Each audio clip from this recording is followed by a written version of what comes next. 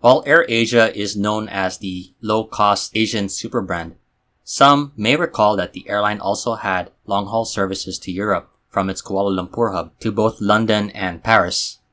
Those routes were ended in 2012 with the reasons cited including the high fuel costs and high fees of operations. While AirAsia has remained focused on its bread and butter routes in Asia, the ambitions of relaunching the European routes and the potential introduction of AirAsia's low-cost brand to North America is gaining more attention as the airline through its subsidiary Thai AirAsia X received the first of 2 Airbus A330neos. And AirAsia Group CEO Tony Fernandes has stated plans for AirAsia through the subsidiary in Thailand Thai AirAsia X to launch flights to Europe by this year or next. The Airbus A330-900neo can be very much summed up as a re-engined version of the popular Airbus A330 aircraft series that airlines, including AirAsia, operates. According to Airbus, the capacity for the aircraft typically can go between 260 to 300 passengers and offer a range of over 13,400 kilometers, and do so with a lower fuel burn rate, 25% than compared to its competing aircraft, such as the Boeing 787, and the older versions of the Airbus A330.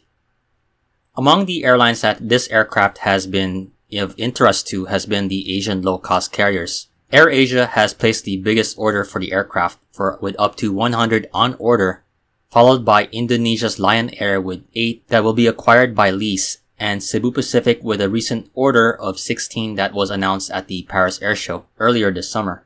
While the aircraft is primarily going to be used for long-haul operations, Lion Air and Cebu Pacific are prioritizing boosting their capacity on regional flights, with Lion Air's configuration for its Airbus A330neo at 440 seats, while Cebu Pacific will have an even more dense configuration of 466 seats, both in a single-class configuration.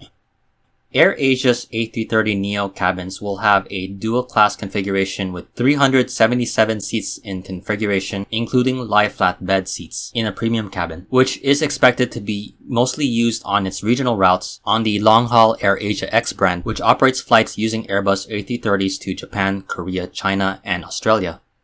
Beyond those destinations, AirAsia's previous experience with Europe to both London and Paris started in 2009 when AirAsia introduced flights to Kuala Lumpur and London Stansted in 2009 before moving it to London Gatwick a few months later. The airline made an entry to the Paris market with a Kuala Lumpur to Paris Orly flight the following year. However, within a few years of operation, both routes ended in 2012. At present, the longest reach of the AirAsia network is to Honolulu, Hawaii, where AirAsia X operates a Osaka to Honolulu flight. Now for the second go-around for Europe, according to the report from the Malay Mail, the group is looking to apply for flights between Thailand and Europe that would operate out of Bangkok's Don Mueang Airport, where Thai AirAsia X main hub is located.